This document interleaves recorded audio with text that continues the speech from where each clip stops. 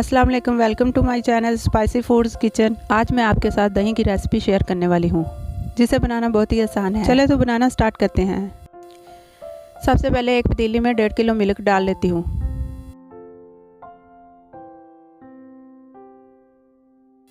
जब इसको बॉयल आ जाए तो 2 चम्मच चीनी ऐड कर लेती हूँ।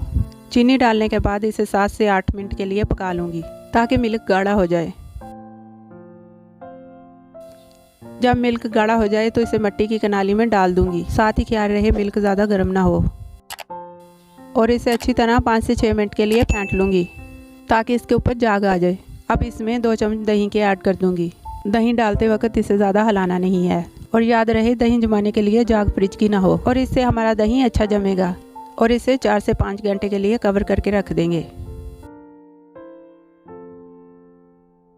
जब दही अच्छे से जम जाए तो इसे निकाल कर 1 घंटे के लिए फ्रिज में रख देंगे। तो आप लोग देख सकते हैं हमारा दही कितने अच्छे से जम चुका है।